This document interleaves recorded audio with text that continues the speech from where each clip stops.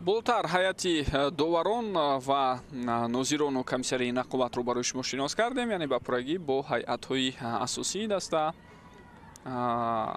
ҳам Ӯзбекистон, ҳам Эрон ва ҳам шахсони дигари масъул шинос шудем. Акнун бевосита таваҷҷӯҳ мекунем ба рафти бозӣ.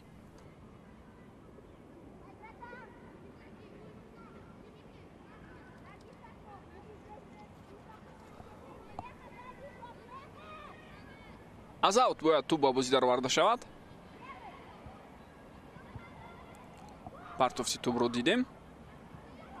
бозигарони Ӯзбекистон ба осонӣ ҳуҷуми ҳарифро бартараф мекунанд ва худ кӯшиш ба ҳамла гузаштанро доштанд, ки дар ин замина онҳо комёб нашуданд.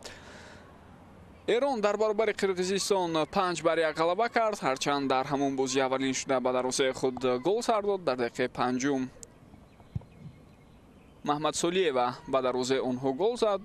Сипас тавре мо дидем хетрики яке аз бозигарони дастаи мазкур ба қайд гирифта шуд.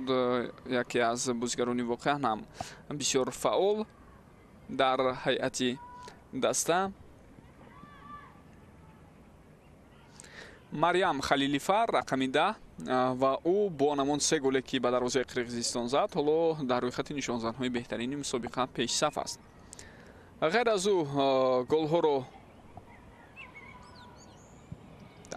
тавре мо шоҳид шудем. Сито Фурӯзонфар рақами 8 ба ҳадаф расонидааст ва боз як голи дигар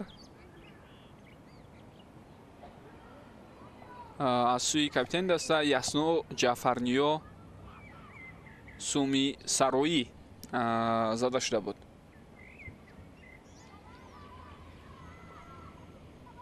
ғалабаи калони Эрон аслан бисёриҳоро дар тааҷҷуб ҳам намегузорад, чун гуфтем онҳо бартарии калон доштанд назар ба ҳарифи худ аз Қирғизистон.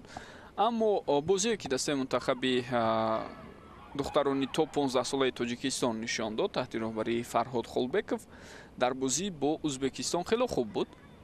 яъне аз нигоҳи мазмуну муҳтавои бозӣ ҳаракатҳое ки бозигарони мо дар майдон доштанд, бозигарони мо ҳунарнамои хуб нишон доданд, вале таҷриба нарасид.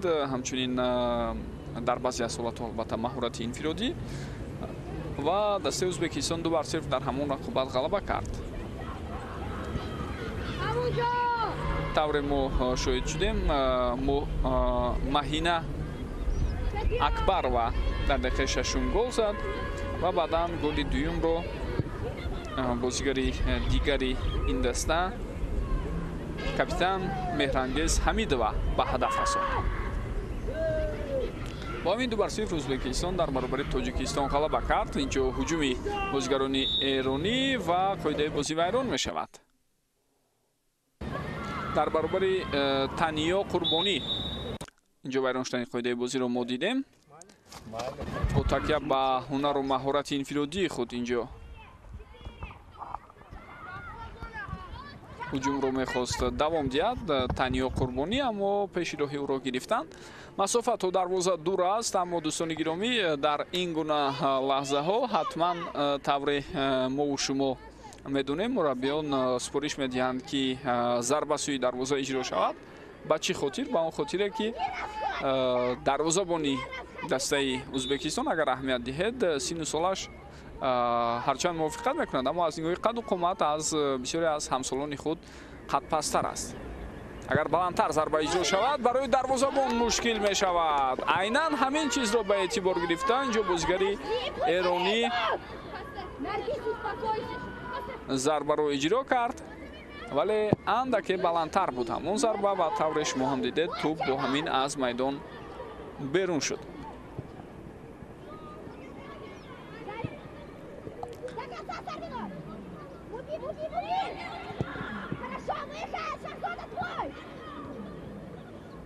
طبق نقشه دوستان گرامی بازی‌های دوری 23م مثلا بازی‌های دوری دوم البته امروز 23 می باید صورت گیرند.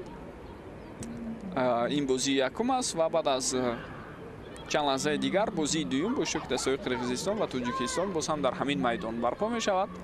ساعت 20 با وقت دوشنبه آغاز رقابت در نقشه است. من муроҷиат мекунам ба мухлисони футболи меҳам ки агар имконият дошта бошанд ҳатман ба варзишгоҳ раванд. дохилшавӣ ба варзишгоҳ яъне вуруд ба варзишгоҳ озод аст. барои ин бозӣ метавонед рафта дастаи мунтахаби наврасони то 15-солаи духтаронаи Тоҷикистонро дар бозӣ бо Қирғизистон дастгирӣ кунед. агар чунин имконият пайдо нашуд, аз назди экранҳои телевизиони худ метавонед дур нарафта бозиро тавассути шабакаи телевизионии футбол тамошо кунед. ва ҳамчунин маврид ба ёдоварист ки рақобатҳо рӯзи 25 май ҷанбаст мешаванд. Қирғизистон бо Узбекистон бозӣ мекунад ва Тоҷикистон бо Эрон. аслан худи рақобатҳо рӯзи 21 май оғоз шуданд.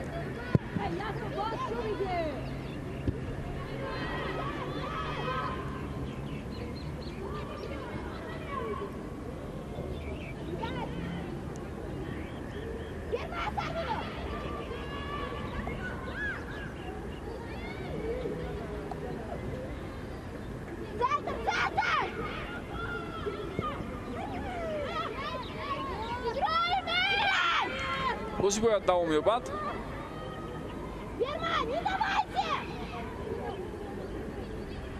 топ дар ихтиёри бозигарони дастаи Эрон аст ва аслан дар ин лаҳза акнун сари вақт аз мавқеи худ берун баромадани дарвозабон Мария Халкулова боис бар он мешавад то ин хавфу хатар бартараф шавад.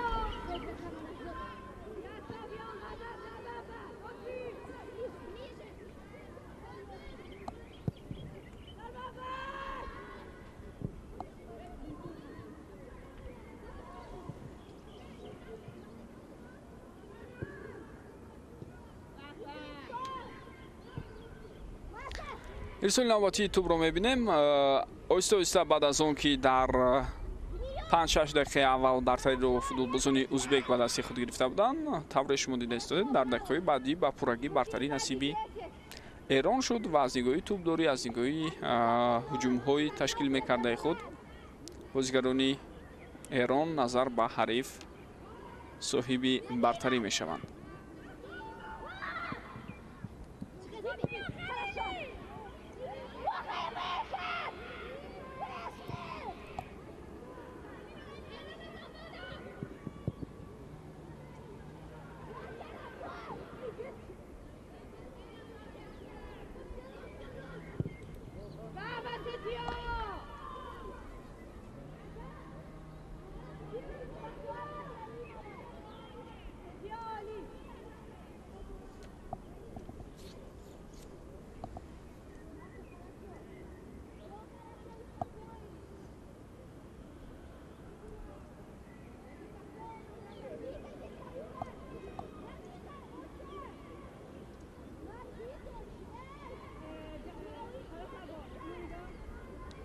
агар хато накунам чанд лаҳза пештар аз ин баъзе аз бозигарони дастаи мунтахаби духтаронаи то 15 солаи кишварро барои мо шумо нишон доданд ки онҳо барои тамошои бозӣ ба варзишгоҳ ташлиф оварданд.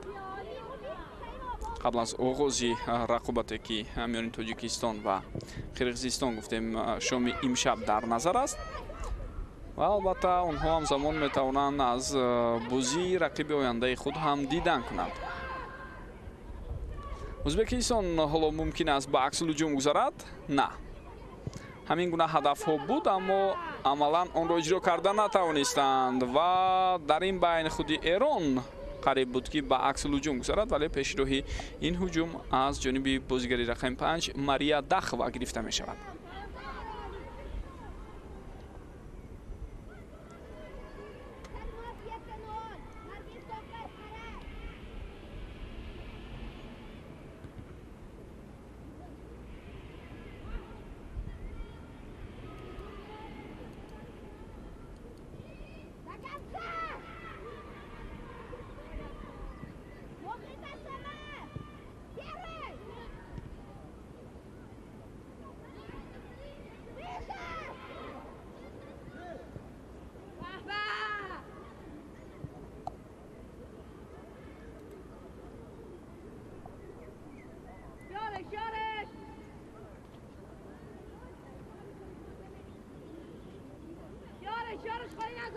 табиист ки дар рафти рақобатҳое ки дар ин сину сол сурат мегирад ва дар ин сатҳ баргузор мешавад, мо чандон суръати баландро ҳам интизор шуда наметавонем ва чандон шиддатнокии баландро ҳам нахоҳем дид, чун ин хоси футболи ҳамин сину сол нест.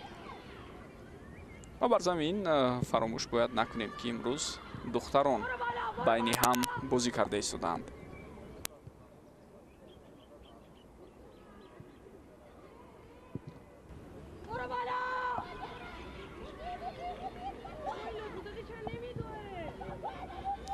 як хатое ки ҳоло мумкин буд бисёр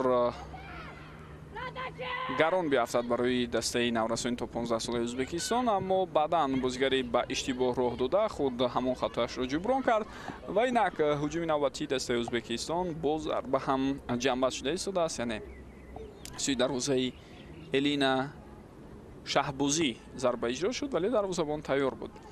ва ба фарқ аз дарвозабони дастаи ӯзбекистон агар аҳамият диҳед, аз нигоҳи қадду қомат, аз нигоҳи гӯем ташаккулёбии ҷисмонии худ дарвозабони эронӣ фарқ мекунад ва беҳудам нест ки маҳз ӯро ба ҳайси дарвозабон интихоб карданд. баъзан вақт интихоби дифоъгарони марказӣ ва умуман дарвозабонҳо дар дастаҳои футболӣ бисёр мақсаднок сурат мегирад, яъне бо дастуру гӯем санҷишҳое ки аз сӯи табибон анҷом дода мешавад, бо машварати онҳо ҳатман дастаҳо кӯшиш мекунанд дарвозабон ва дифоъгаронро интихоб кунанд, чун барои онҳо пеш аз ҳама аз нигоҳи ҷисмонӣ ташаккул ёфтани ҳамон нафар ва то куҷо дар оянда боз ҳам ҷисман рушд ёфтани ӯ ба мадди аввал мебарояд, яъне дар ҷои аввал маҳз ин чизҳо меистанд.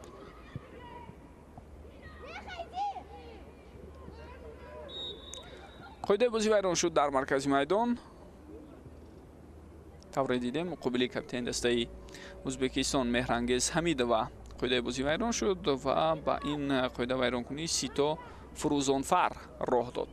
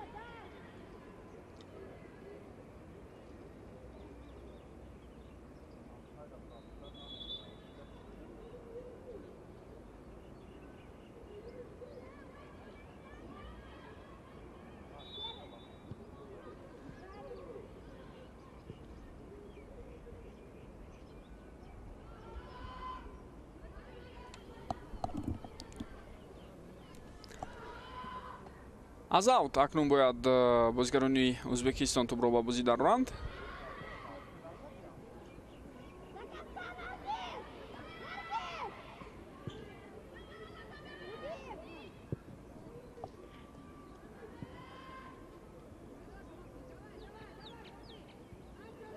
ҳоло бубинед дар натиҷаи иштибоҳое ки тақрибан пай дар ҳам такрор шуд аз сӯи бозигарони хатти дифои Эрон, наздик буд барои ҳамлагари ӯзбекистон имконият пайдо шавад, аммо Маҳина Акбарова дар ҳамон лаҳза муваффақ шуда натавонист. рости бо дар назардошти он дақиқаҳое ки мо шумо дар майдон ҳунарнамоии бозигарони ҳар ду дастаро дидем, дар бораи гӯем тарҳи ҷойгиршавӣ як фикри мушаххас гуфтан мушкил аст.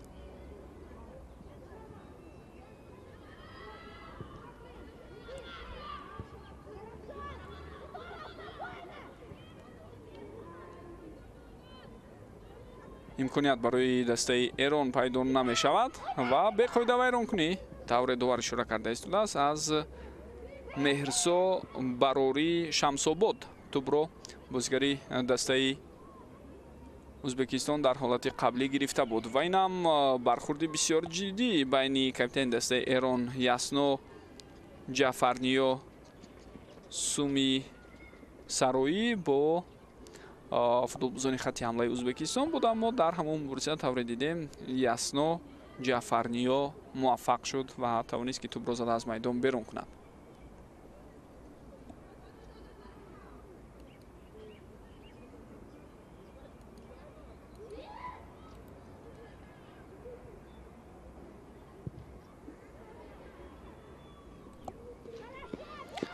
хуб, зарбаи навбатӣ, аммо дарвозабон тайёр буд ва тавонист ҳамон ҳолатро бартараф кунад. инҷо акнун довар маҷбур аст табибонро ба майдон даъват намояд, зеро осеби гирифтаи бозигари Ӯзбекистон бисёр ҳам ҷиддӣ менамояд. Маҳина Акбарова ҳоло ба кӯмаки табибон ниёз дорад.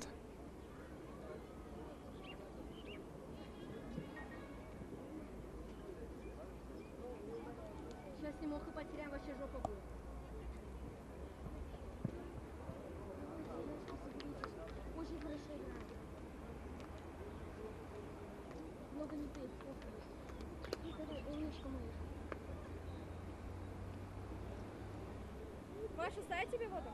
Да, сутки.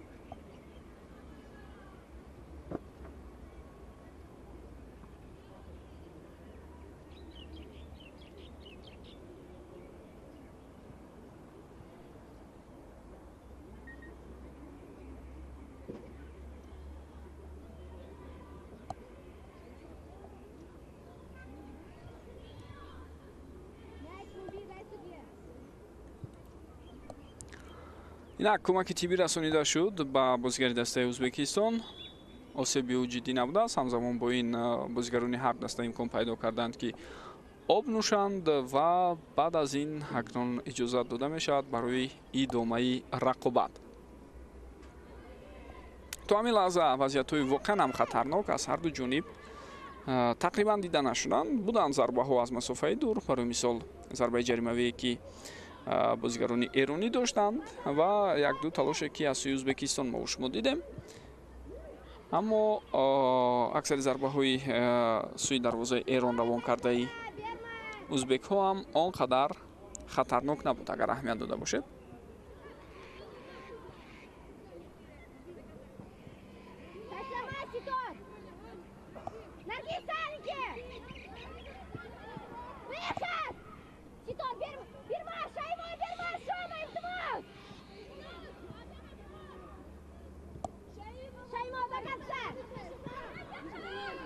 мубориза давом меёбад дар канор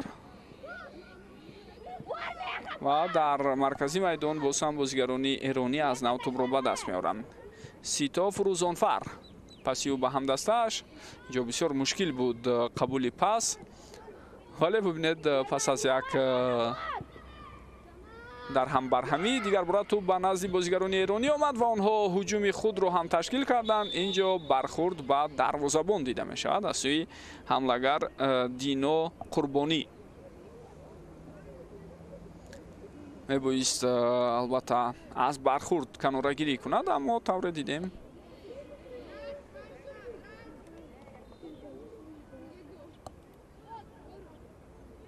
ба иштибоҳ роҳ дод дар ҳамон лаҳза.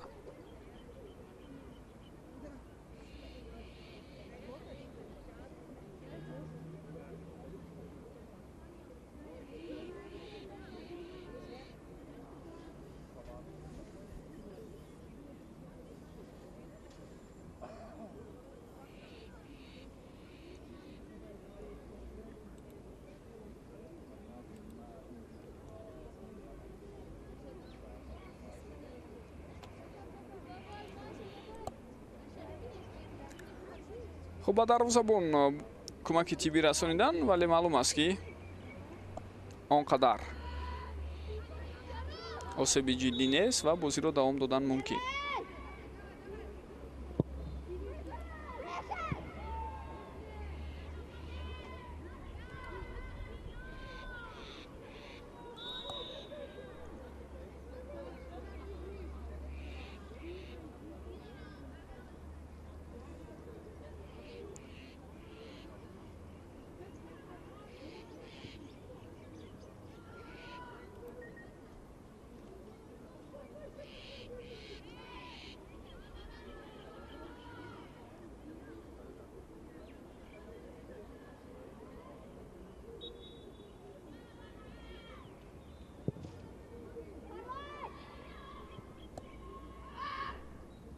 дарвозабон аввалин шуда дар ин ҳолат ба тӯб мерасад ва имкон намедиҳад ки ҳуҷуми бозигарони узбек давом ёбад. Баъдан каме ба дарвозабон халал расонидани ҳамлагари ӯзбекистонро ҳам дидем, аммо дахолати довар боис бар он шуд то ҷонибҳо як навъ гӯем ба мувофиқа оянд ва бо ҳамин акнун тавре мо шумо мебинем бозӣ ҷараён мегирад. аз аут бояд ҳоло бозигарони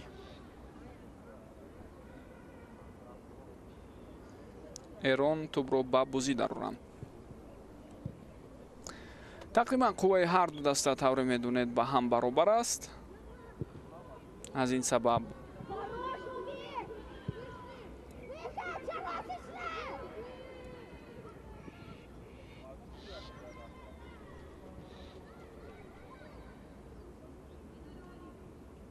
каме метавонад дар маҷмӯъ барои ҳар дуи ин дастаҳо мушкил бошад гӯем ба дарвозаи якдигар гол задан, махсусан дар қисми якум.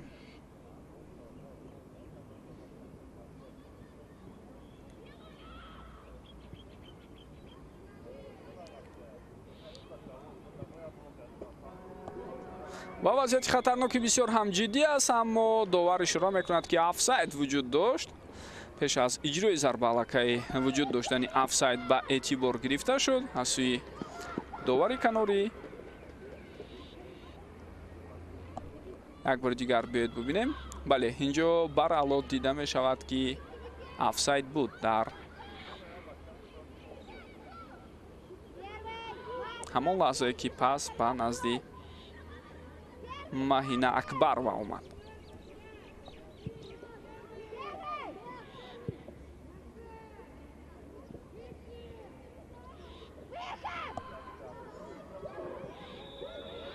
хуб, вайрон шудани қоидаи бозиро акнун мебинем ва довар зуд аз ҷайби худ корти зардро берун мекунад. корти зард ба дифогари рақами 2 ба фикрам инҷо нишон дода шуд аз ҳайати Эрон ба Ғазал Ансори Чоли Че.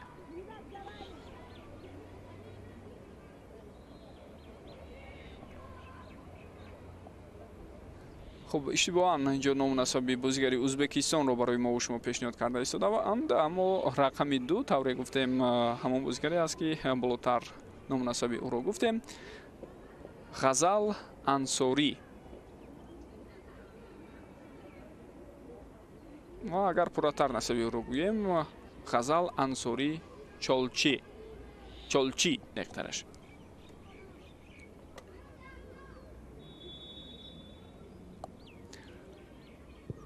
зарбаро мебинем ва бисёр ҳам хатарнок буд ин вазъияти стандартӣ. ана акнун гуфтанамон мумкин аст ки аз ҳама вазъияти хатарнок маҳз анамин ҳолат буд дар рафти бозии имрӯза. ва биёд як бор дигар дида бароем. бениҳоят зарбаро хуб иҷро кард бозигари дастаи наврасони то 15 солаи кишвари ӯзбекистон, вале дарвозабон Элино Шаҳбозӣ ҳам аз удаи кори худ баромад ва ҳамон зарбаро рафъ кард.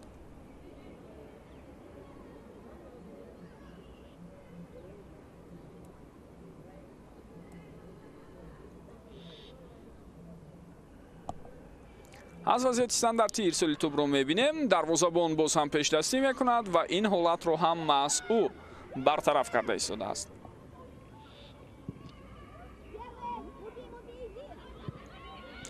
хуб имкони ташкил кардани аксил ҳуҷум нест, зеро тавре шумо ҳам дидед аз ҳисоби шумораи бозигарон дастаи Ӯзбекистон бартарӣ дошт ва ба осонӣ ин ҳуҷумро онҳо бартараф карданд.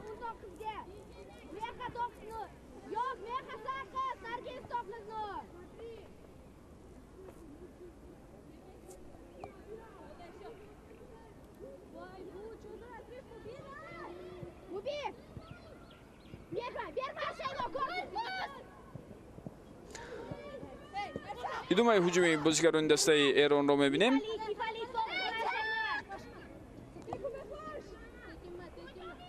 Фотима Лутфзода дар танҳоӣ ҳаракат мекунад, вале инҷо туб аз пои ӯ аз майдон берун шуда истодааст. ва нидои яке аз ҳамдастояшам фикр дорам дар ҳамон лаҳза ба гӯши шумо расид, яъне ишора мекарданд ки Фотима ба куҷо меравӣ. ӯ ба танҳоӣ мехост ҳуҷумро худ тавассути канори рост давом диҳад, аммо маълум буд ки ӯ дар як тангно қарор гирифтааст ва ҳариф маҷбур карду туб аз пои ӯ аз майдон берун шуд. инҷо чӣ? инҷо вайрон шудани қоидаи бозӣ аз сӯи дифогари дастаи Ӯзбекистон ба назар мерасад.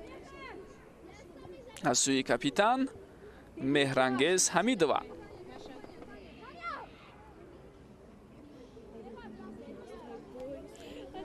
биёед як бори дигар мебинем ҳамин ҳолатро.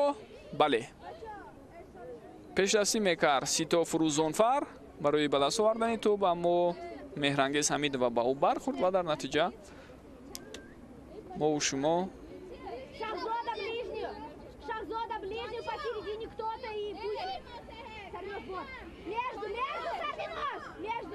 шоҳиди ҳамин гуна ҳолат шудем. акнун зарба албатта мумкин аст аз ин нуқта ҳам ҳатто рост сӯи дарвоза иҷро шавад, вале агар ин гуна қоидавайронкуниҳо каме дар марказ мешуд, имкони иҷрои зарбаи рост ва хатарнок боз ҳам бештар мегардид. аз ин нуқта нисбатан мушкил аст. аммо ки медонад, бозигарӣ ба маҳорат метавонад аз удаи кори худ барояд. ва бале, чизе ки болотар гуфта будем, қаду қомати начандон баланде ки дарвозабони дастаи Ӯзбекистон Мария Халкулова дорад, ҳариф метавонад аз он самаранок истифода барад ва ҳамин таврам шуд. Таниё Қурбонӣ ба задани гол муваффақ мешавад ва дар дақиқаи 32-юми бозӣ ҳисоб кушода шуд.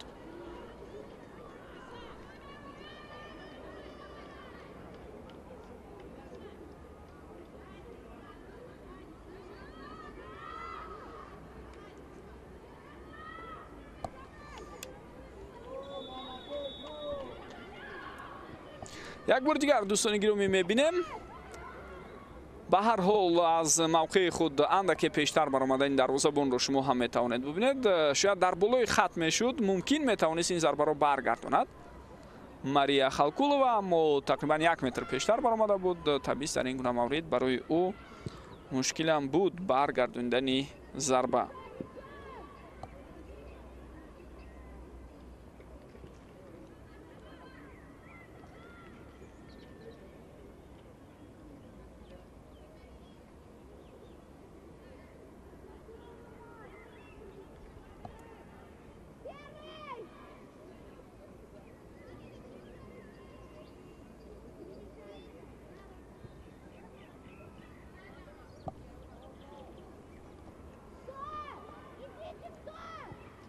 дар ҳамин гуна бозиҳо албатта нақши гӯем футболбозоне ки вазъиятҳои стандартиро иҷро мекунанд, махсусан онҳое ки зарбаҳои бисёр санҷида шудаву зарбаҳои маҳкаму қавӣ доранд, муҳим аст.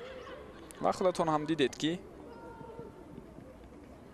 2 дафъа зарбаҳои ҷаримавӣ дар ихтиёри бозигарони Эрон буд. кӯшиши якуми онҳо баланду ноаниқ, дар кӯшиши дуюм ба ҳадаф расиданд. Ӯзбекистон дар кӯшиши аввалини худ наздик монда буд ки ба ҳадаф расад, аммо тавре мо баъдан дидем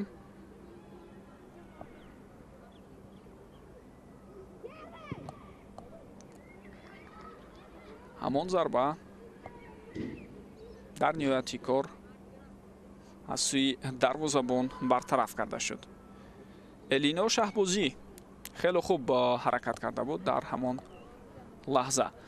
аввалин маротиба аст ки дар ҳафти мусобиқаи мазкур дастаи Ӯзбекистон ба дарвозаи худ гол сар медиҳад.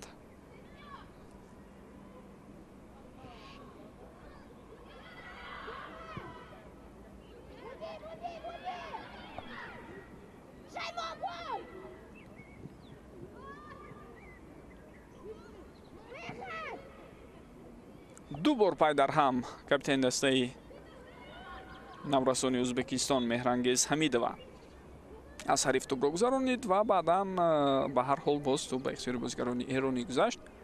ҷо акнун довар вайрон шудани қоидаи бозиро ба эътибор гирифта истодааст.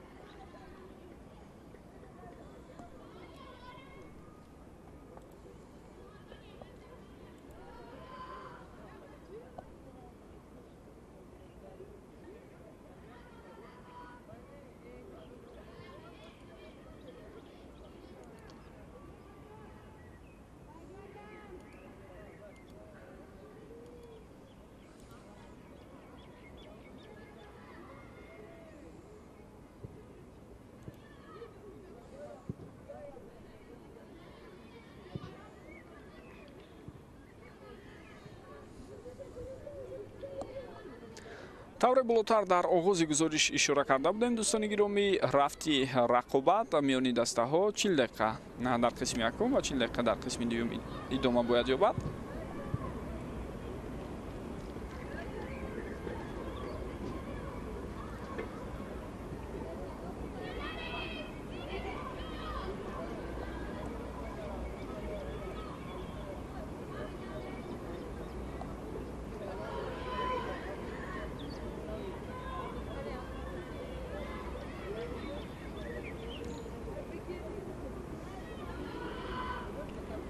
ӯзбекистон акнун ҳатман талош мекунад барои баробар кардани ҳисоб дар поёни қисми аввал. ирсоли тӯбро мебинем. на он қадар партофти мувофиқ.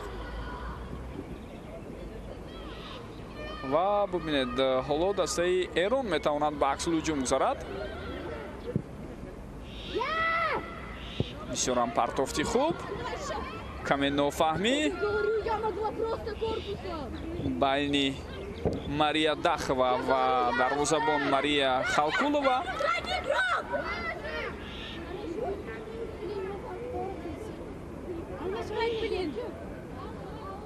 ва тавре дидед дар инҷо каме нофаҳмӣ байни ин ду бозигар ҳам ба вуҷуд меояд. дар натиҷа Мария Дахова маҷбур шуд тӯбро аз майдон берун кунад.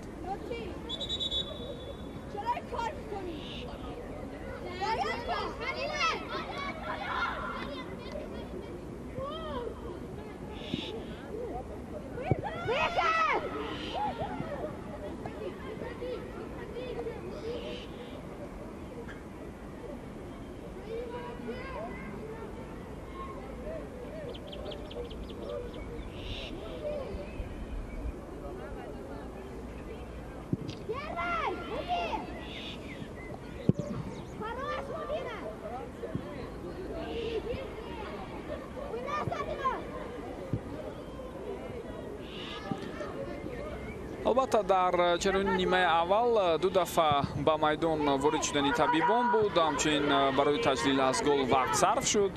ҳатман инҳоро ба эътибор гирифта довари марказ Малика Қодирова ки гуфтем аз кишвари Қирғизистон аст мумкин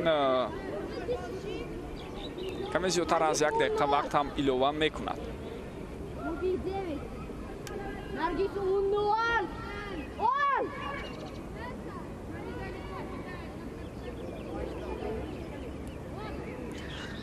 барои духтарон ин синни соли аввалини иштирок дар мусобиқаҳои байналмилалӣ аст, аммо ҳоло ба пуррагӣ ҳам не, чун аслан баъд аз тағйиротҳое ки вақтҳои охир сурат гирифт, аз ин ба баъд дар сатҳи байналмилалӣ, дар сатҳи ҷаҳонӣ метавонем бигӯем синни соли аввалине ки байни ҳам бештар рақобатҳо сурат мегирад миёни наврасон. Инҷо дарвозабон сари вақт аз мавқеи худ берун мебарад, аммо дарвозаи ӯ холӣ аст ва бозигарони ӯзбек аз ин имконият истифода бурда натавонистанд.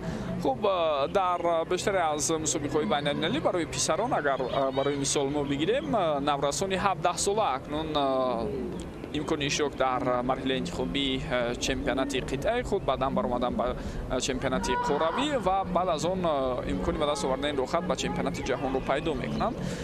Қаблан агар чемпионати ҷаҳон, аслан чемпионати осиё миёни наврасони то 16 сола сурат мегирифту баъд аз як сол чемпионати ҷаҳон байни 17 солаҳо барпо мешуд. Ҳоло ҳарду ин мусобиқаҳо дар як сол сурат мегирад ва байни наврасони то 17 сола вақте рақобатҳо дар қора сурат мегирад, дар идома ё баъд аз 6 моҳ, баъд аз каме зиёдтар аз 3 моҳ онҳо ҳуқуқи иштирок дар мусобиқаи чемпионати ҷаҳонро пайдо мекунанд. тавре медонед миёни писарон акнун дар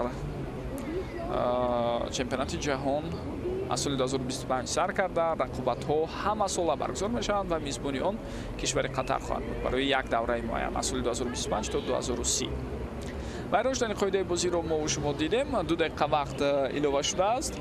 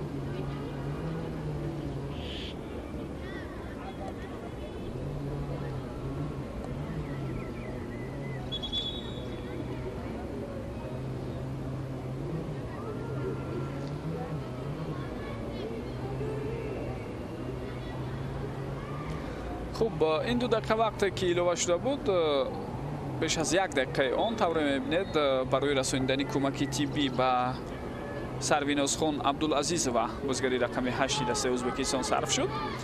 ӯ бармегардад ба майдон, аммо саволи асосӣ ин аст ки оё ин 1 дақиқаи талаф ёфтаро боз ҳам довар Малика Қодирова ҷуброн мекунад ё на?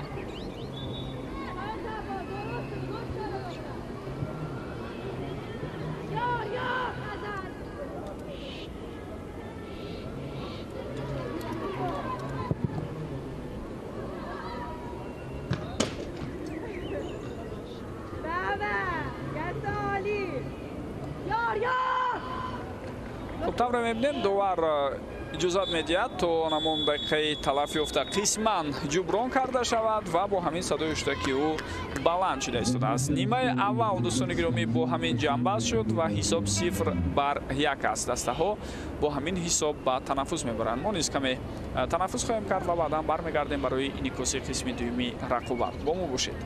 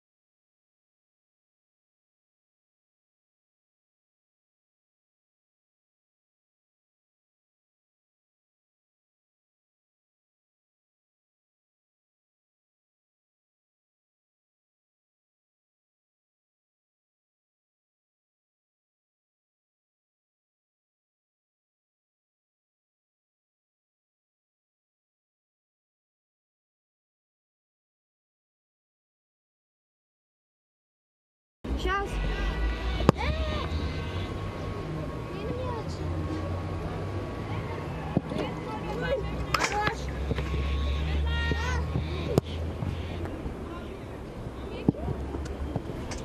Меняйся.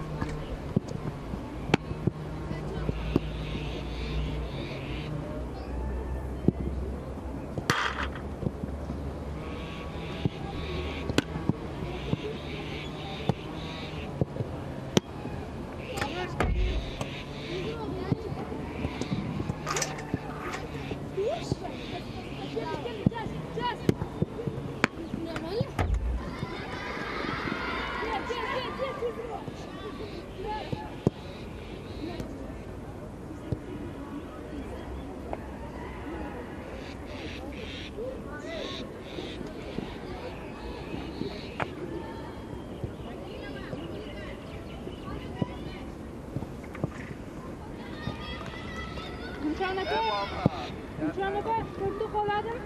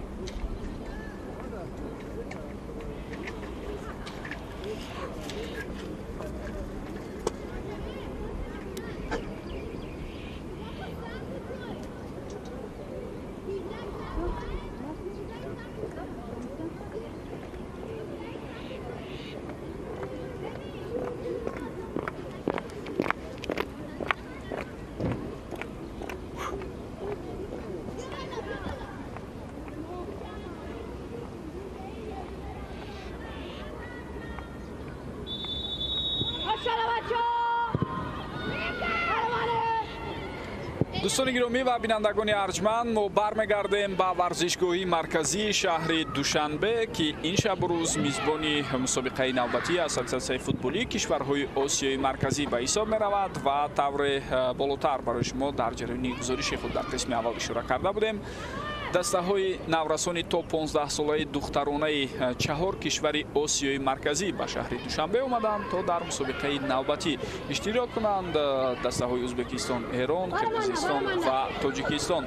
حالا در آغاز قسم دوم هجوم فوتبالبازان دسته ازبکستان را می‌بینیم. آنها امروز با پیراهن‌های رنگی سفید و حریف آنها دسته ایران که با پیراهن‌های رنگی سرخ بازی می‌کند. در مسابقه اصلا همین دو دسته داوطلبان اساسی ارزیابی میشن و بعد از خاتمه دور یکم هم پیش‌صفان آنها بودند. ایران با در نظر داشت تناسبی بهتری گل‌ها در زینه یکم بود. ازبکستان در زینه دوم، هر دو هم 3 امتیازی جمع آورده بودند و بازی امروزه بسیار چیزها را در رفتی مسابقه برای این دو دسته معین میکنند. یعنی پیروزی احتمالی یکی از این دو دسته در رفتی رقابت شانس آنها را بهره غلبت در نهایت مسابقه باز هم بیشتر مینماید. خطایی که از سوی بازیگران دسته ازبکستان دیده شد اینجا فرصت هست و طور ما و شما میبینیم در نهایت کار دروازه‌بان ماریا خالکولова این حالت رو برطرف کرده توانست. ضربه رو باشد مریم خلیلیفر اجرا کرد. بسیار وضعیت خطرناک بود با اشتراکی دسته ایران. عکس الهجوم آنها رو ببینید چگونه شروع شد. در این حالت خطای بازیگران ازبکستان، آنها به اشتباه راه دادند و این عکس الهجوم بسیار سریع به چشم رسید، اما طور دیدیم ضربه رو دروازه‌بان ماریا خالکولова برطرف کرد. در آغاز قسم دوم تغییرات ها در هیئت هر دو دسته نیست و بیاید باز هم هیئت ها رو من به شما خاطر رسان نمایم. ماریا خالکولова در خط دروازه دسته ازبکستان رقم 1 همان وضعیت خطرناک رو بار دیگر برای ما و شما پیشنهاد میکنم.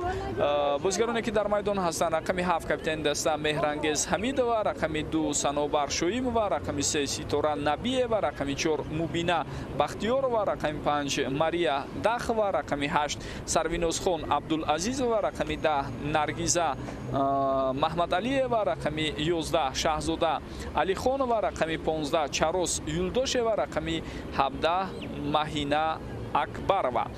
Сармураббии даста Виктория Сирата аз кишвари Узбекистон аст. Ба ӯ ҳамчунин ҳамватанонаш Ольга Қаҳорова, Гулшан Шодиева, Юлдуз Саидова кӯмак мерасонанд.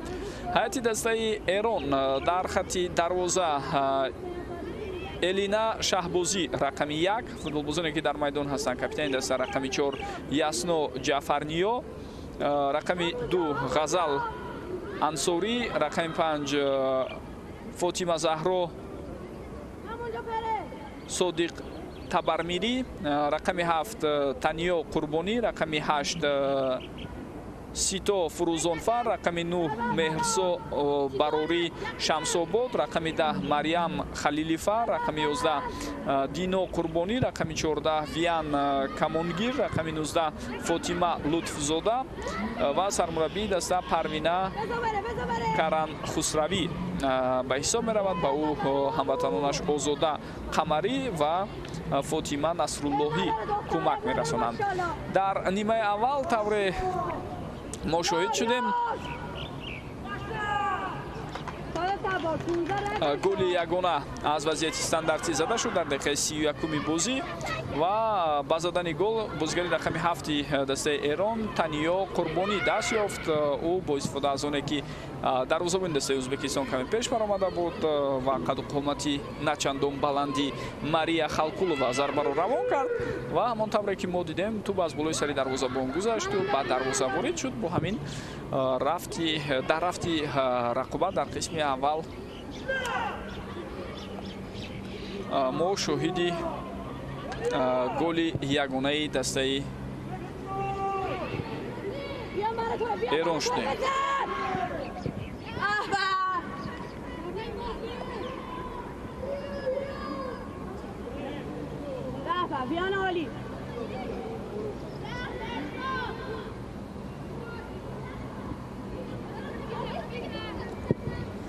акнун фурсат барои дастаи Узбекистон ва зарбае ки аз масофаи дур зада шуд. Наргиза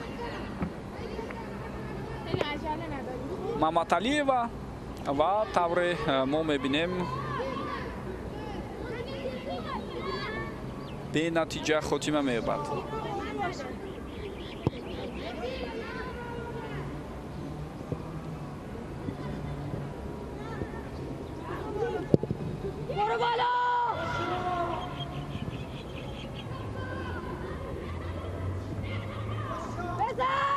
хуб дӯстони гиромӣ, бояд гуфта гузарам ки дар қисми якум барои Ӯзбекистон ҳам имконияти хуби голзанӣ буд, махсусан зарбае ки мо шумо аз вазъияти стандартӣ дидем, аммо ҳамон зарбаро дарвозабон Элина Шаҳбозӣ бартараф кард ва боз албатта фурсатҳои дигар ҳам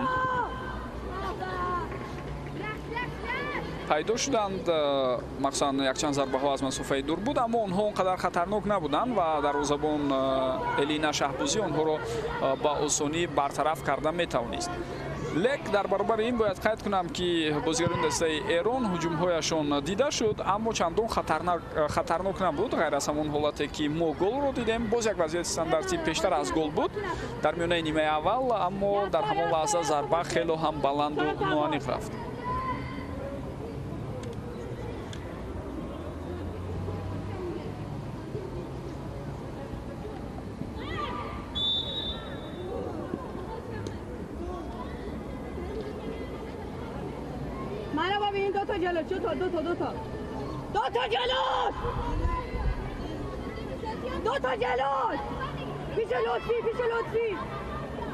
خب لحظه که قاعده بازی ویران میشود اکنون همون حالت رو تکرار هم برای ما و شما نشان دادم.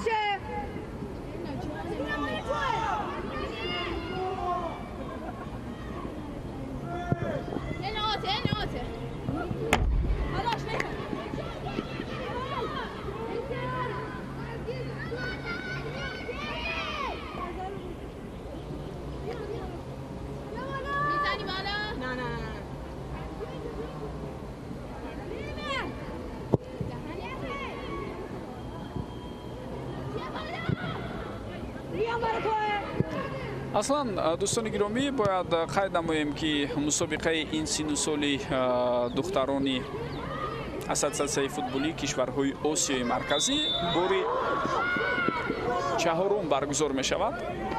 қаблан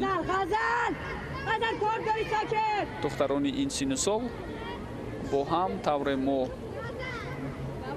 шоҳид будем солҳои 2018, 2019 ва 2022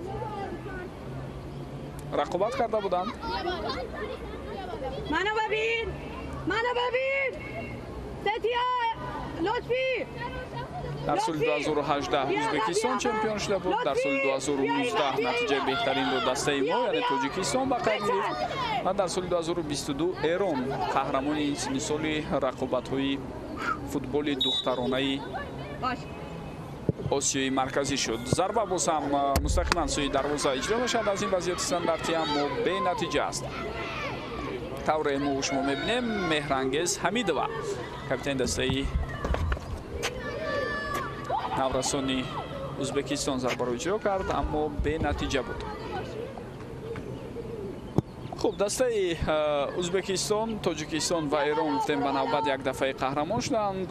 дар ин байн ҷойҳои дуюмро 2 дафъа ӯзбекистон, 1 дафъа афғонистон, ҷойи сеюмро 2 дафъа тоҷикистон, 1 дафъа эрон, ҷойи чаҳорумро 1 дафъа қирғизистон ва 2 дафъа афғонистон ба даст оварданд.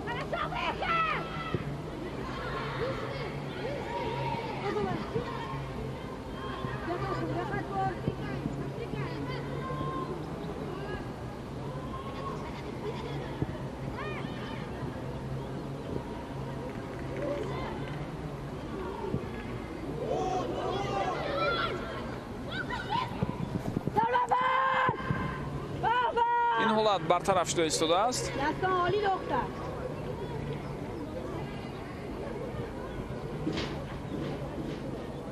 хуб, дӯстони гиромӣ, ман маъзарат мепурсам дар бораи чемпион шудани ин дастаҳо. онҷо каме маълумот иштибоҳ пешниҳод шуда будааст дар сомонае ки мавриди назари мо қарор гирифт. аслан 2 дафъа дастаи наврасони то 15 солаи ӯзбекистон ва 1 дафъа дастаи наврасони то 15 солаи эрон қаҳрамон шуданд. қирғизистон 1 дафъа ҷойи дуюмро гирифтааст. дар 2 мусобиқае ки ӯзбекистон чемпион шуд, ҷойи дуюмро эрон ба даст оварда буд. дастаи мо тоҷикистон дар солҳои 2017, 2019 ва 2022 ҷойи сеюмро аз худ кардааст. офсайд ба қайд гирифта мешавад. ҳоло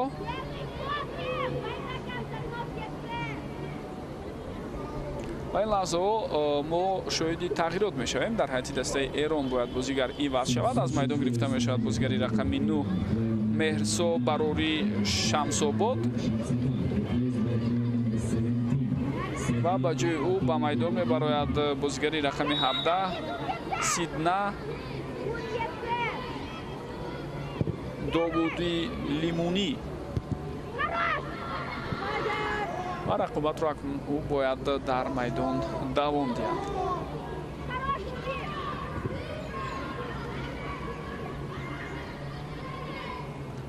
дар 7 сол қабл аз ин мусобиқа байни духтарони то 15 сола бори аввал роҳандозӣ шуд дар доираи ассотсиатсияи футболии кишварҳои осиёи марказӣ маъруф ба кафа ва ё ин ки метавонем бигӯем таҳти васояти он.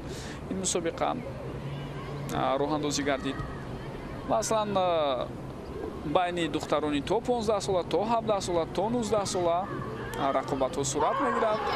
ҳамчунин байни дастаҳои мунтахаби асосии занонаи минтақаи осиёи марказӣ ҳам рақобатҳо бояд барпо шавад. маслан агар хато накунам барпо ҳам шуда буданд. ҳоло акнун кӯмаки тиббӣ лозим аст ба Элина Шаҳбозӣ, дарвозабони дастаи эрон, ва ҳамчунин дар як ҳолати дигар Меҳрангез Ҳамидова ҳам каме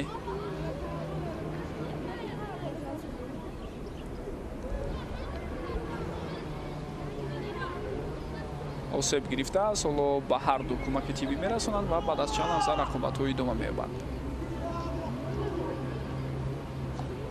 аз даврае ки ассотсиатсияи футболии кишварҳои осиёи марказӣ таъсис ёфт,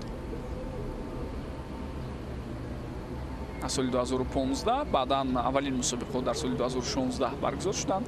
то имрӯз таҳти васояти ин ассотсиатсия 33 мусобиқа баргузор шудааст. маъсалан ҳамин рақобатҳо, ҳамин мусобиқа 33-мин мусобиқаи таҳти васояти ассотсиатсияи футболии кишварҳои осиёи марказӣ барпо мешуда. ба ҳисоб меравад ки даҳуми солҳои охир макони асосии баргузории ин мусобиқаҳо аксарияташ Тоҷикистон интихоб мешавад.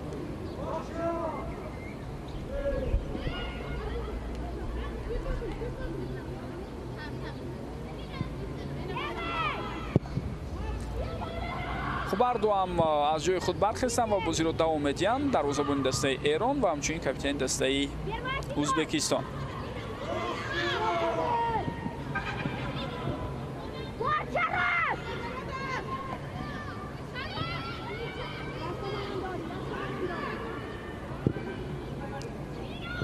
партофти навбатиро мебинем, аммо дарвозабон инҷо тайёр аст. Мария Халкулова аввалин шуда ба тӯб мерасад.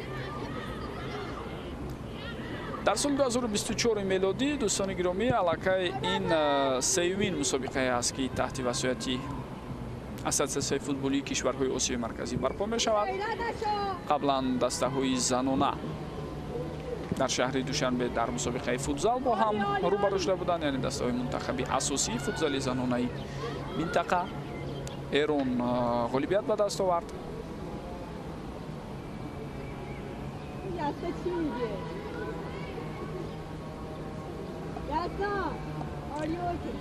баъдан мусобиқа байни дастаҳои духтаронаи то 18 сола аз 19 то 28 апрел барпо шуд дар шаҳри душанбе. онҷо ҳам дастаи Эрон ғалаба кард ва акнун ин мусобиқаи сеюме аст ки дар соли ҷорӣ баргузор мешавад. ҳамчунин дар идома боз дар моҳҳои август, октябр, сентябр баргузории рақобатҳои дигар ҳам дар назар аст. ин навбат миёни дастаҳои наврасону ҷавонони писарона ин рақобатҳо бештар баргузор мегарданд.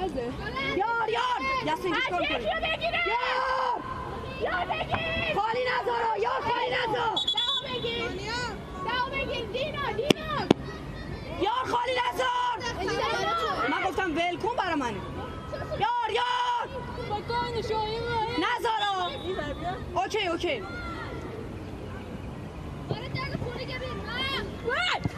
аз вазъияти стандартӣ партофти тӯбро мебинем инҷо.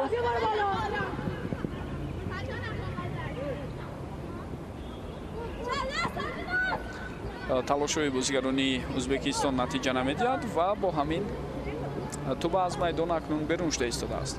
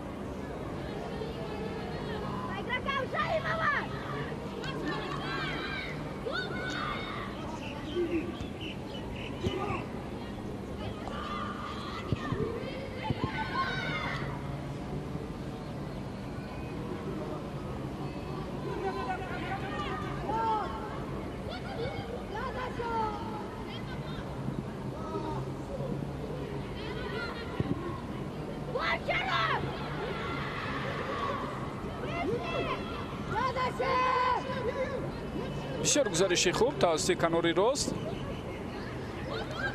ва инҷо акнун тӯба аз майдон берун шуда истодааст. бештар фаъол мешаванд бозигарони Ӯзбекистон, зеро барои онҳо албатта касби имтиёз лозим аст, барои онҳо натиҷа муҳим аст, чун ҳариф аз онҳо пешсаф шуд дар қисми аввал. албатта Эрон усулҳои бисёр хуб нигоҳ доштани ҳамин бартарии як голаи худро медонад ва ҳифз карда ҳам метавонад. аз ин рӯ бояд дастаи наврасони то 15 солаи Узбекистон бояд бештар талош намоянд. خب ما شاهد تغییرات نوبتی میشویم. از میدان گرفته میشود بازیگری رقمی 19 فاطمه لطفزاده و با جای او به میدان میبرد بازیگری رقمی 18 باران حسینی.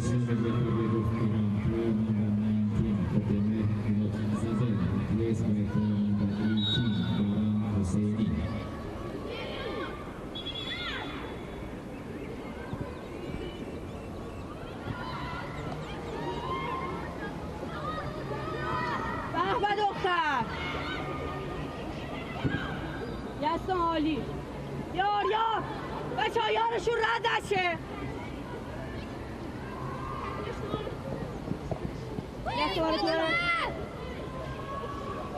برو بالا.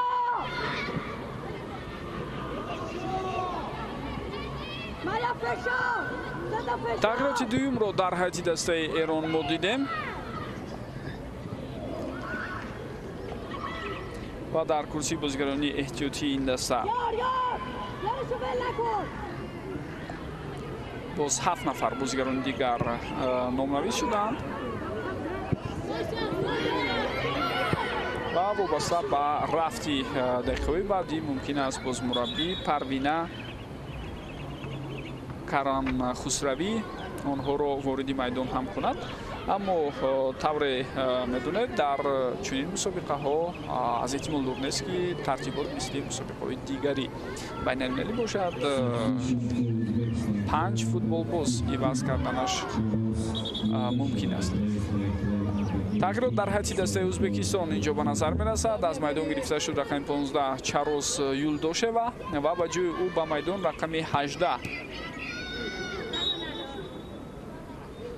سیودو دیلمورودова به میدان برآمد.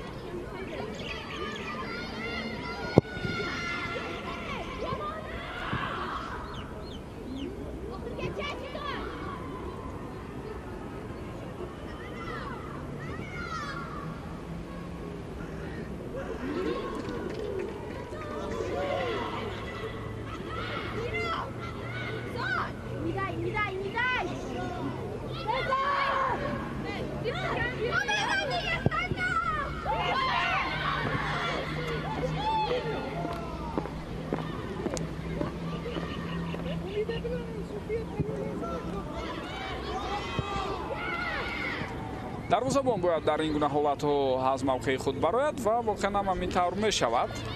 Мария Халкулова зуд аз мавқеи худ берун баромад ва тавонист ки ин хавф хатарро бартараф кунад.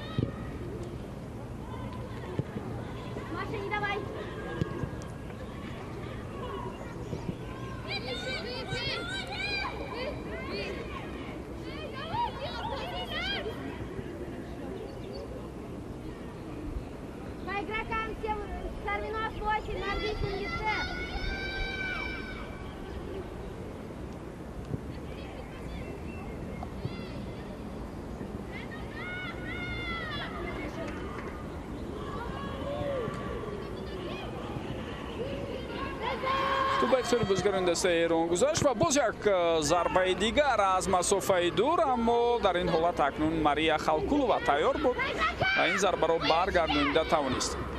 خب ضربه را بازیگر رقم 8 سیتو فروزانفر اجرا کرد.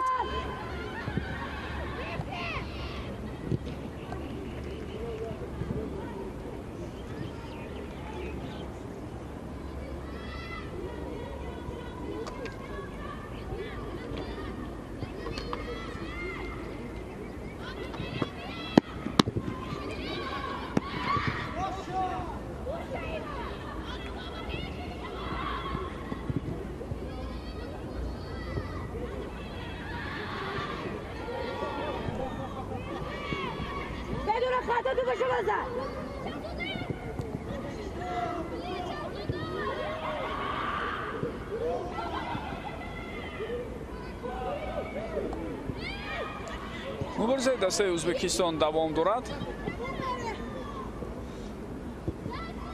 ва бисёр хуб дар якдигар бозӣ кардан дар ин ҳолат, аммо вуҷуд доштани офсайдро ба эътибор мегирад довари Канурӣ.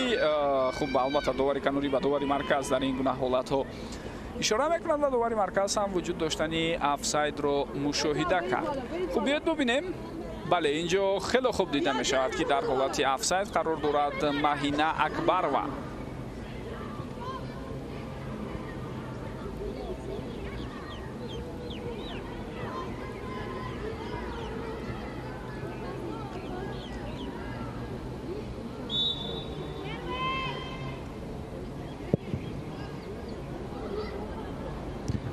дастаи духтаронаи Тоҷикистон дар ин сину сол аз рӯи натиҷае ки қаблан ба даст оварда буд 3 дафъа ҷои сеюмро аз худ кардааст.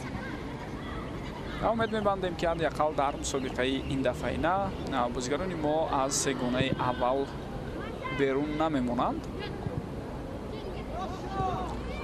чун бозии якум ҳам муқобили Ӯзбекистон тавре нишон дод ҳунарнамоии бозигарони мо бад нест дар майдон. вале тавре гуфтем баъзан вақт таҷриба, баъзан вақт касбият ва дар баъзе аз ҳолатҳо албатта бахт ба мо нахандид то дар баробари Ӯзбекистон соҳиби имтиёзи худ шавем. хуб инҷо ҳам офсайд вуҷуд дорад.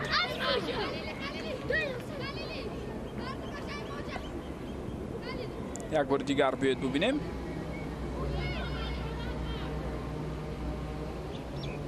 бале хеле хуб дида мешавад ки офсайд вуҷуд дошт барои бозигаре ки зарбаро зад. агар хато накунам Мариям Халилифар зарбаро зад, аммо барои ҳамдастаи ӯ бозигари рақами 18 Борон Ҳусейнӣ офсайд набуд дар ҳамон ҳолат. довари Канурӣ ҳам интизор шуд ки аз байни ин ду нафар кадоме зарбаро мезанад. ва тавре мо дидем чун Мариям Халилифар фаултар буд, мехост голи чоруми худро дар ҳамин мусобиқа ба ҳадаф расонад. дар ҳамон лаҳза тавре дидед офсайд дида шуд.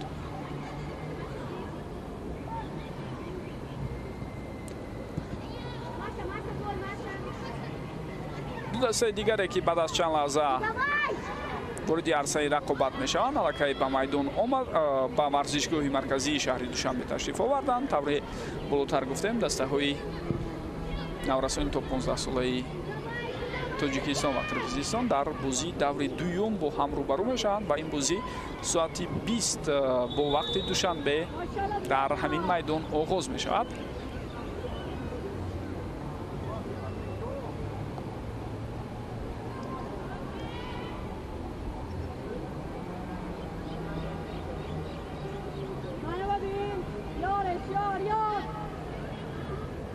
як бор дигар биёед бубинем ҳолате ки қоидаи бозӣ вайрон шуд.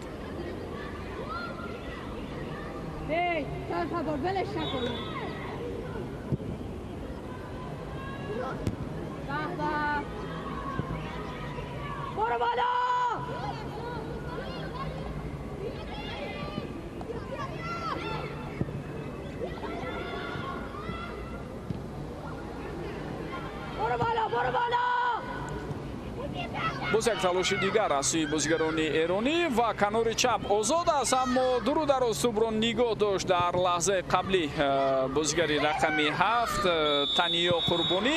ва инҷо довар чӣ ишора мекунад? бархурди бисёр ҳам ҷиддӣ аст. аз табибон хоҳиш карда истодааст ки зудтар ба майдон оянд.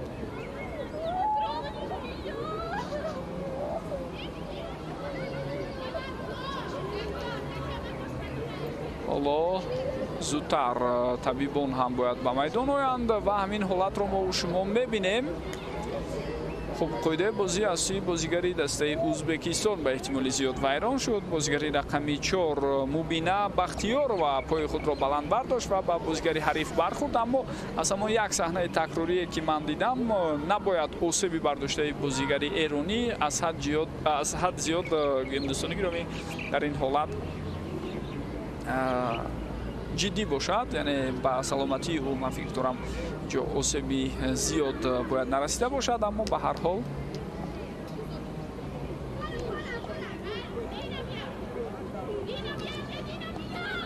табибон зуд омаданд ва ба ӯ кӯмак карда истоданд.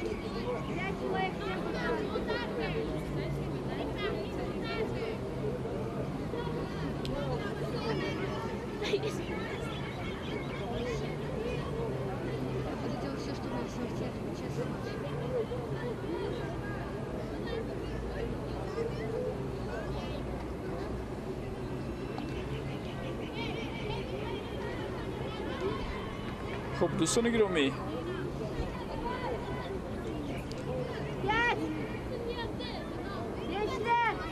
در این حالت اکنون حالا بیاید قرار نیهوی داور رو وابسته به همان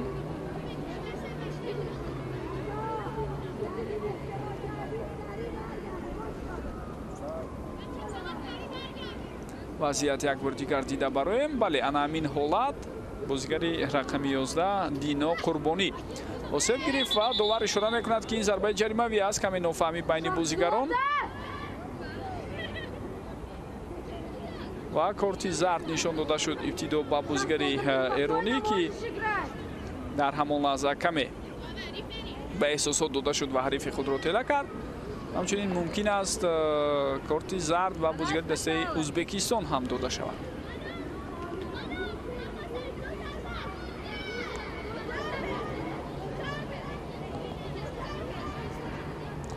یک بار دیگر میبینیم انا همینجا نافهمیه که ما و شما میبینیم. بازیگری رقم 4 یاسنا جعفرنیو کمی نسبت به حریف به احترامی هم کرد، اما این از همان لحظه سر شد که خودی بازیگری دسته ازبکستان توپ را خواست از نقطه گذاشته بازیگر ایرانی دورتر همان کنند.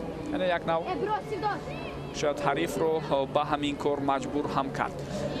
وضعیت استانداردی باز هم بسیار خطرناک است. اگر از بالای دیوار دفاعی با بلندی ضروری توپ را گذارید تواند بازیگر ایرانی میتواند برای دروازه‌بان حریف باز مشکلی ایجاد کند. اینجا ضربه اجرا میشد و طور ما و شما میبینیم کمی بلندتر. خوب دوستان گرامی، اینجا تغییرات نوبتی، تغییرات دوم در هیئت ازبکستان. بازیگری رقم 17 از میدان گرفته شد، ماهینا اکبرова و با جای او رقم 20 امیده مادریمова وارد میدان شد.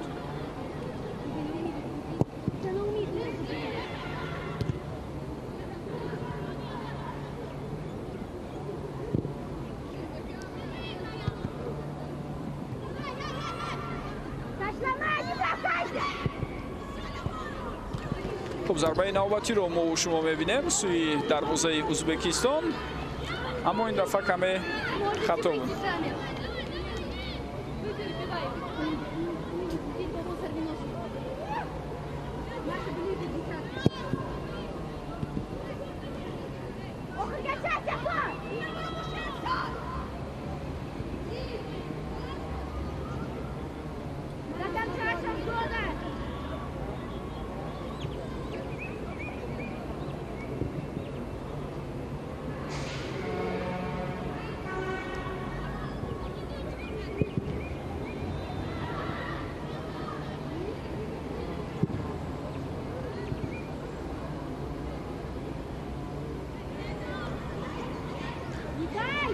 باز هم بازیگران ایرانی در مبارزه موفق میشوند و توپ را به دست میگیرند.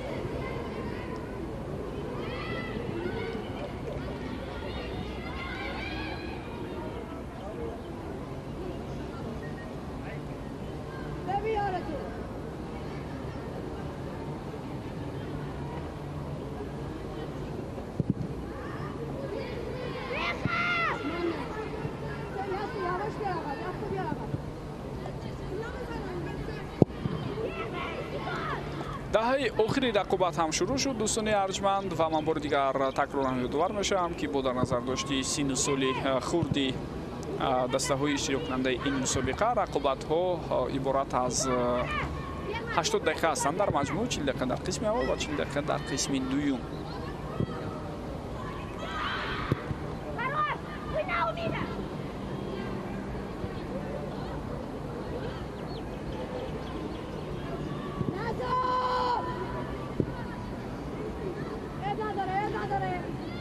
بسیار توپ‌ربایی خوب بود از سوی بازیگران ازبکستان. چند لحظه پیشتر از این در مرکز میدان، اما آنها هجوم را دوام داده نتوانستند و با همین اکنون خوف و خطر هم برطرف می شود.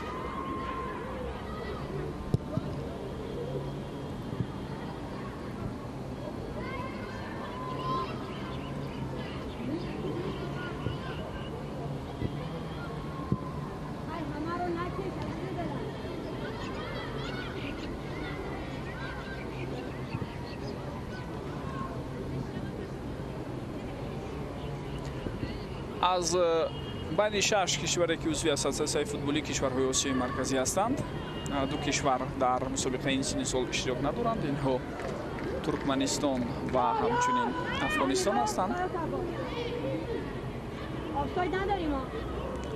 و اگر ما به سالهای قبلی برگزاری رقابت‌های سن سالی نورسان توجه کنیم، چه میانی پسران و چه میانی دختران، برها حالت‌هایی شده است که محض دسته ها از همین 2 کشور کمتر اشتراک کردند، یعنی از افغانستان و همچنین از ترکمنستان. شاید یک کمی از گویم با قید گرفتن نتیجه های بسیار پست بسیاری نگرانی میکنند مربیان فوتبالبازان و دیگر مسئولین این دسته ها که از اشتراک دست میکشند. اما باید قید نماییم که بدون اشتراک در همین گونه مسابقه ها، مخصوصا برای دسته های منطقه ما، کسب تجربه بسیار مشکل می شود، چون دیگر مسابقه های بین المللی تقریبا نیستند برای اشتراک کردن.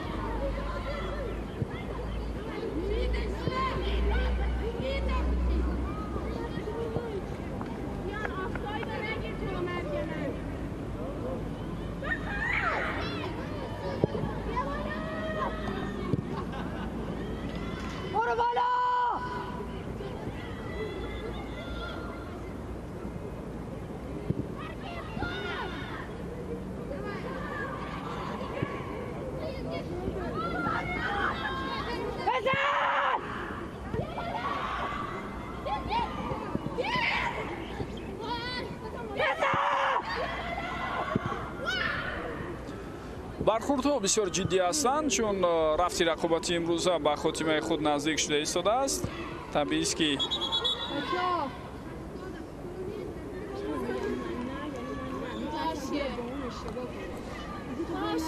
باز هم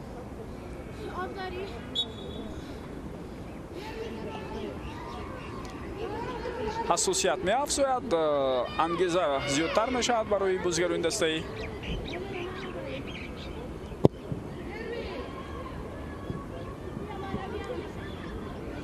ازبکستان و آنها حتما هدف هم دارند برای کسب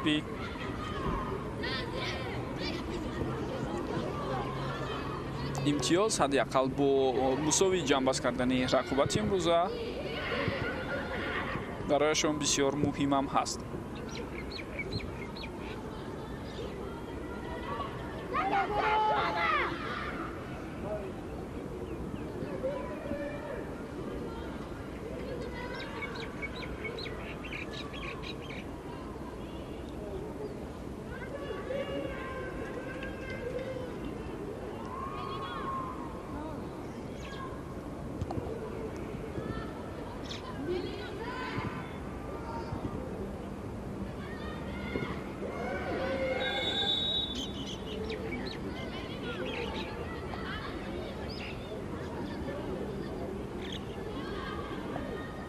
یارش رد نشو! یار! بزن!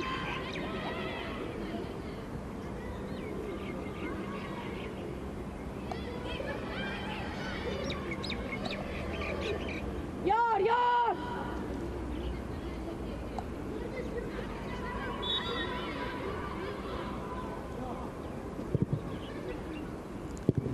به به! 3 دقیقه دیگر از وقتی اساسی باقی میماند.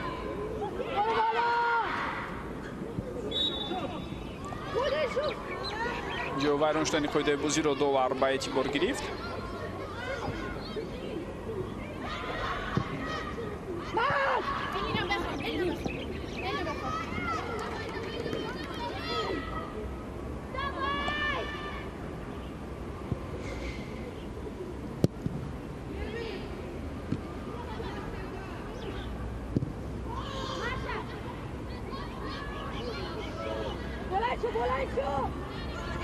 بسیار هم وضعیت خطرناک است و اینجا ببینید در لحظه اخیر آمده دیفوگر مبینه بختیار و این حالت را برطرف کرد وگرنه باز هم یک حالت دیگری به وجود می آمد که فوتبال بازی دسته ایران می توانست 1-1 برآید با دروازه‌بان حریف.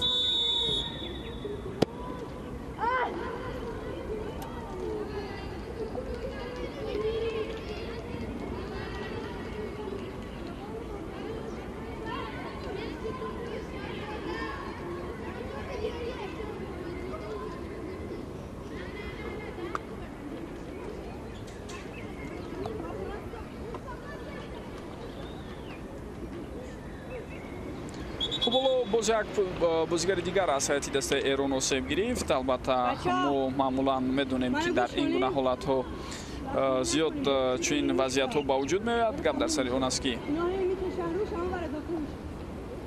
این از یک طرف اگر استراتژی مربیان باشد برای وقت رو کشال دادن، وقت رو به اصطلاح با وقت کشی مشغول شدن.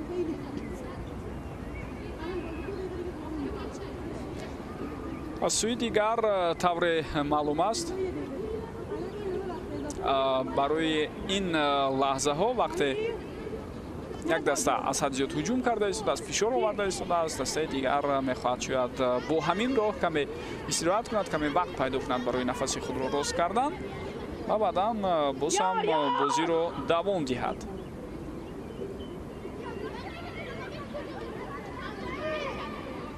خلیل جلومی ضربه از این وضعیت استانداردی مستقیما اجرا شد، اما طور شما هم دیدید ضربه خطا رفته بود.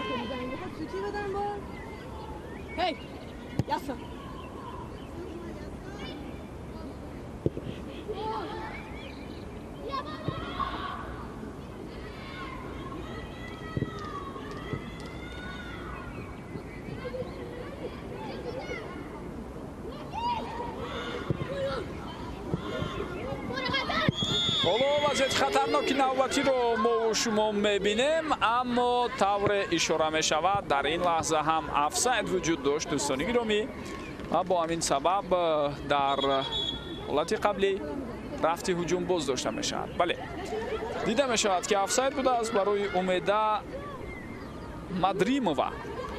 یک تغییرات نوبتی در هیئت دسته ازبکستان از میدان گرفته می شود بازیگر رقم 8 سروینوز خان عبدالعزیزووا و به جای او بازیگر رقم 19 صوفیا کلاسوفسکایا به میدان برآمد. وقتی اساسی هم دوستان گرامی خاتمه یافت و برای ما و شما حالا باید معلوم کنند که چند دقیقه وقت ایلوه شد. اینجا بازیگر دسته ازبکستان کمی آسیب گرفته است. خوب داور اشاره میکند که سراسیمه نشوند. داور میشم که داوری مرکزی در بازی امروزه ملیکه قادیرова از کشور قرقیزستان است و همچنین در کنارها یکی از یاورانش بازم هموطنی او گوهر میرزوعلیوا میباشد. از کنار دیگر مونیسا میرزویوا دوار بونوی توجیک کار میکند و دوار چهارم هم از کشور ما است ناتالیا سوتنیکووا. 4 دقیقه وقت ایلوه شد. 4 دقیقه وقت ایلوه شد. دوار اشاره میکند که با او بحث مناظره نکنند، با قطعیت با بازیگری دسته ایران مراجعت کرده است و وضعیت استانداردی نوبتی رو حالا ما و شما میبینیم. پرتافتی توپ صورت گرفت اما امکانی ضربه زنی پیدا نشد.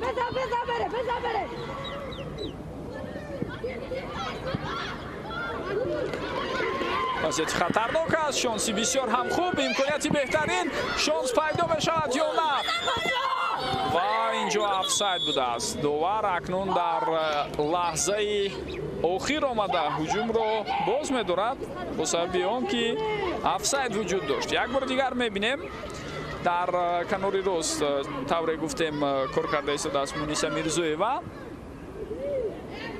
داوری کناری ما و همین حالت رو یک بار دیگر میتوانید ببینید. بله اینجا جای شک و تردید نیست، افساید وجود داشت.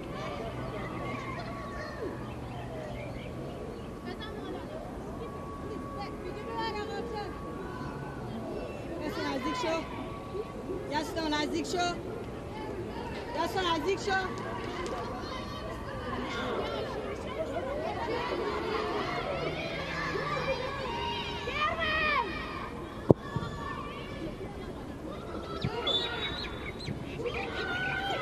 боз як қоида вайронкунии дигарро довар ба эътибор мегирад. ангеза ва иштиёқи бозигарони ӯзбекистон хеле ҳам зиёд аст дар дақиқаҳои поёнии рақобат. онҳо ҳатман мехоҳанд ки ҳадди ақал як имтиёз ба даст оранд ва то ба даври охир имкониятҳои худро барои чемпионшавӣ нигоҳ доранд, чун агар имрӯз рафту аз ҳарифи асосии худ мағлуб шаванд, дар ин сурат барояшон метавонад мушкилӣ пеш ояд. зарбаи навбатӣ бисёр ҳам хатарнок. София Колосовская зарбаро иҷро мекунад ба ҳамон тавре ки шумо дидед дар лаҳзаи қаблӣ зарба каме баландам буд. خب طبق نقشه دوستان گرامی بازی‌های دوره سوم روز 25 می صورت می‌گیرد. قرقیزستان با ازبکستان ساعت 17:00 با وقت دوشنبه در همین میدان بازی یکم را می‌گذرانند. بعداً تاجیکستان با ایران ساعت 20 بازی خواهند کرد و با همین مسابقه بعد از خاتمه آن جنبش می‌شود. مراسم تقدیم جایزه‌ها و نشان‌ها همچنین تقدیم جایزه‌های انفرادی صورت می‌گیرد و با همین مسابقه با خاتمه خود میرسد. فشار زیاد از سوی بازیگران ازبکستان هنوز هم دیده می شود. دسته ایران مسد زیاد عقب نشینی کرد. هجوم ها هم در قسم دوم بودن از سوی بازیگران ایرانی، مخصوصا حالتی که یک به یک برآمدن و اون رو استفاده نبردند.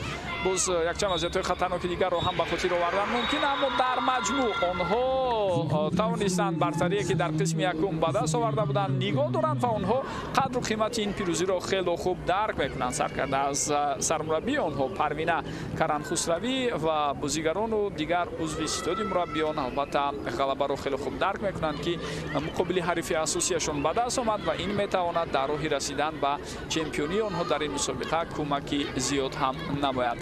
دوستان گرامی و بینندگان ارجمند، در همین لحظه ها نیز اکنون وقت جدا شده برای ما خاتمه بعد گزارش مستقیم ما از ورزشگاه مرکزی شهر دوشنبه از بازی دوره دوم جام اساتسیاسیون فوتبالی کشورهای آسیای مرکزی میان دسته‌های تا 15 ساله دخترانه ازبکستان و ایران خاتمه یافت. در این بازی ایران 1-0 غلبه کرد. طرفدارهای دیگر صحتمند و پیروز باشید. خیر.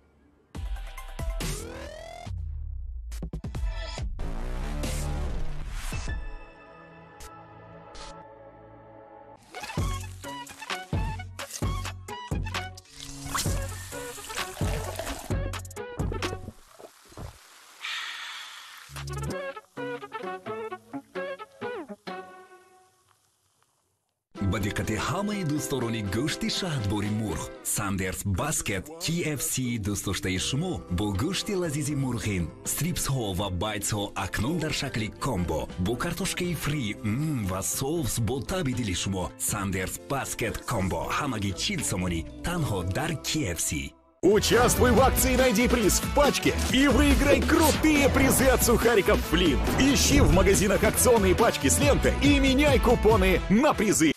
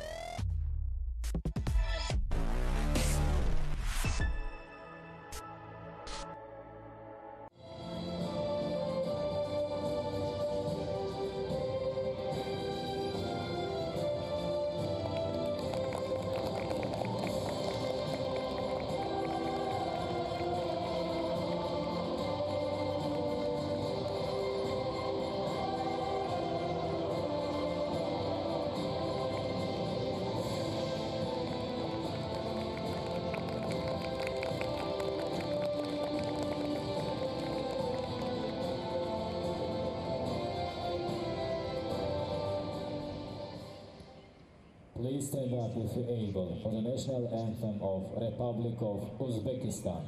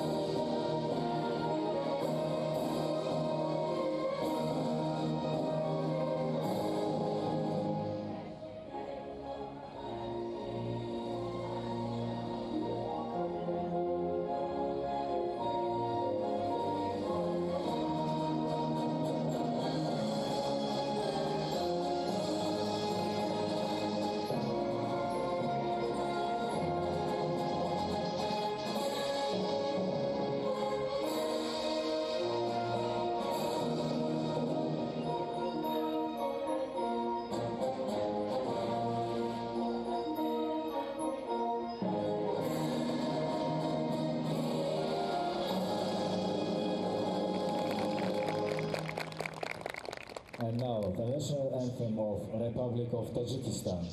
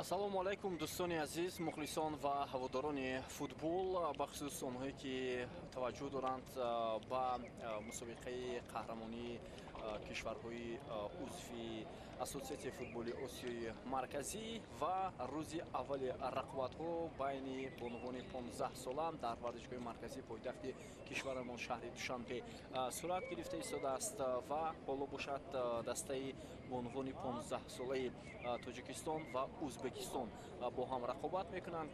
Рақобати бисёр муҳим бо иштироки ин ду даста ва хотиррасон мекунем ки аз ин пештар дидори дигар, яъне дидори аввал дар ин мусобиқа баргузор шуд бо иштироки дастаҳои Эрон ва Қирғизистон ва дастаи Эрон дар ин рақобат тавонист ғалаба ба даст оварад.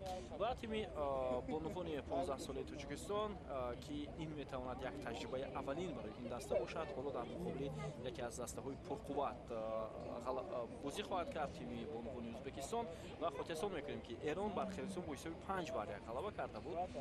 Бегоҳи имрӯз ин рақобат дар ҳамин майдон баргузор шуд ва Эрон тавонистанд бо ҳисоби калон бар Қирғизистон ғалаба ба даст оваранд. Дар умум дар ин мусобиқа байни бозигарони 15-сола дар як гурӯҳ 4 даста шомил ҳастанд: Эрон, Қирғизистон, Тоҷикистон мизбон ва ҳамчунин Узбекистон. Ва ҳоло бонувони мо бо либосҳои сафед бозӣ мекунанд ва Узбекистон бо либосҳои кабуд ҳунарнамоӣ хоҳанд кард.